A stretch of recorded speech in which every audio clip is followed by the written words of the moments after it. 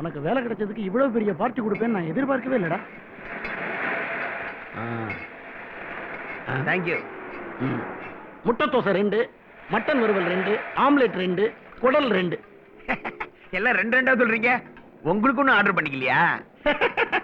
இதெல்லாம் எங்களுக்கு. உங்களுக்கு ஏற்கனவே டீயும் பொறையும் ஆர்டர் பண்ணிட்டேன். கொண்டாங்க.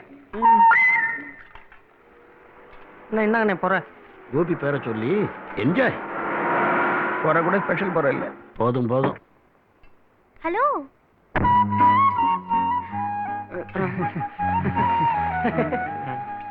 எனக்கு வேலை கிடைச்சிருச்சுங்க. கங்க்ராட்ஸ். உங்ககிட்ட சொல்லான்னு ஹாஸ்டலுக்கு வந்தேன். நீங்க இல்ல. என் ஃப்ரெண்ட் மேரேஜ்க்காக போயிருந்தேன். ஆமா, இங்க என்ன பண்றீங்க? அது வந்து வேலை கிடைச்சதுக்காக பார்ட்டி கொண்டாடிக்கிட்டு இருக்கோம். எங்களுக்கெல்லாம் பார்ட்டி கிடையாதா? 1ஆம் தேதி சம்பளம் வந்துட்டுங்க. ஏதாவது பெரிய ஹோட்டல்ல பார்த்து பார்ட்டி கொடுத்துறேன். பெரிய ஹோட்டல் எதுக்கு? நீங்களே இங்க சாப்பிடும்போது நான் சாப்பிடக்கூடாதா? பரவாயில்ல, நானும் இன்னைக்கே செலிப்ரேட் பண்றேன். எனக்கும் சேர்த்தே ஆர்டர் பண்ணுங்க. முட்டை தோசை 3.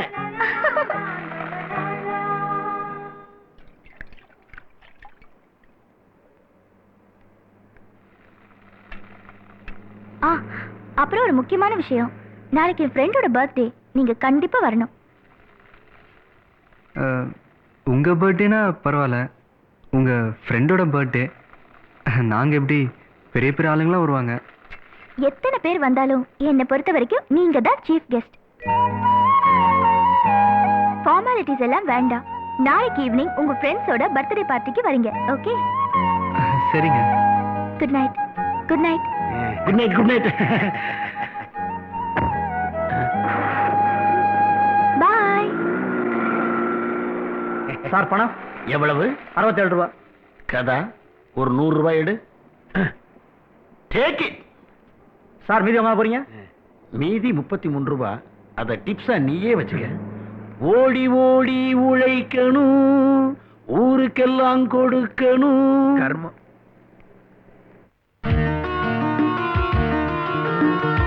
எத்தனை பேர் வந்தாலும் என்னை பொறுத்த வரைக்கும் நீங்க தான் சீஃப் கெஸ்ட்.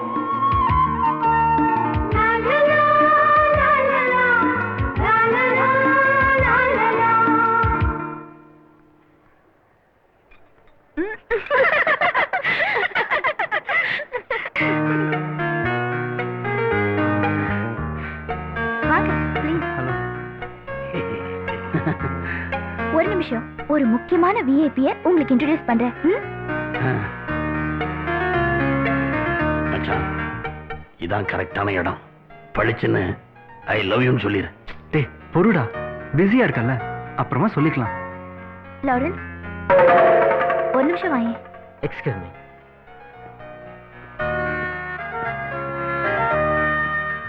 நான் சொன்ன விஐபி இவர்தான், mister Lawrence. Nice meeting you. Hello. Hello. Hello. Lawrence, time ஆச்சு. Excuse me. ஆள் எப்படி இருக்காரு? ஸ்மார்ட்டா இருக்காரா? இவர்தான் என் வருங்கால கணவர்.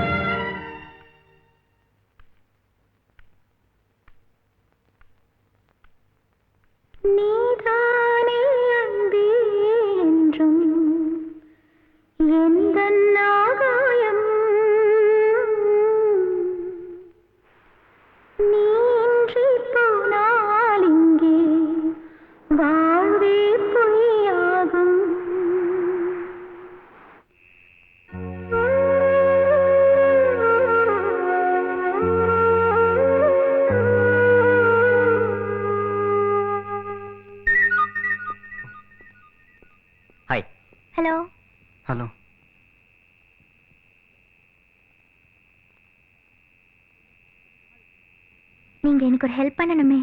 என்ன செய்யணும் சொல்லுங்க.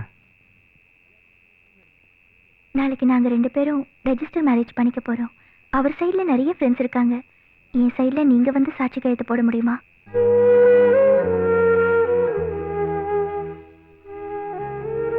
சரி.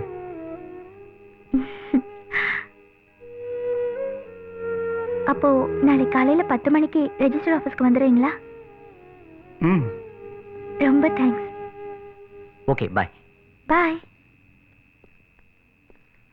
ஒரு நிமிஷம். நான் ஒன்று சொன்னா தப்பா நினச்சிக்க மாட்டீங்களே? பரவாயில்ல, சொல்லுங்க. எனக்கு தான் அப்பா அம்மா சொந்த பந்தம் யாருமே இல்லை. உங்களுக்கு தான் எல்லாரும் இருக்காங்களே. பெரியவங்க சம்மதத்தோடய கல்யாணம் பண்ணலாமே. எதுக்கு திருட்டுத்தனமாக ரெஜிஸ்டர் மேரேஜ் பண்ணுறீங்க? நீங்க சொல்றது எனக்கு புரியுது. ஆனா எங்க வீட்ல சம்மதிக்க மாட்டாங்க. ஏன்? ஏற்கனவே எங்க ஃபேமிலியில 25 வருஷத்துக்கு முன்னால இவரோட சித்தப்பாவும் எங்க ஆண்டியும் லவ் மேரேஜ் பண்ணதுனால தான் எங்க குடும்பமே பிரிஞ்சுது.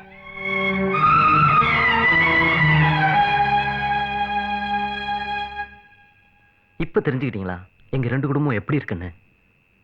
ஸோ உங்களுக்கு கல்யாணம் நடக்கணும்னா முதல்ல உங்கள் 2 குடும்பமும் ஒன்றா சேரணும், அப்படி தானே? எங்க 2 குடும்பத்தையும் அவ்வளவு சுலபமா ஒண்ணு சேர்க்க முடியாது. முடியும். நான் சேர்த்து வைக்கிறேன். நீங்க தைரியமா ஊருக்கு போங்க. கண்டிப்பா உங்க கல்யாணம் பெரியவங்க சம்மதத்தோட தான் நடக்கும். அது என் பொறுப்பு. என்ன நம்புங்க ப்ளீஸ்.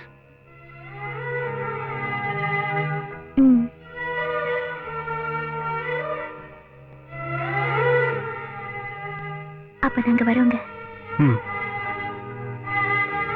தேங்க்ஸ்.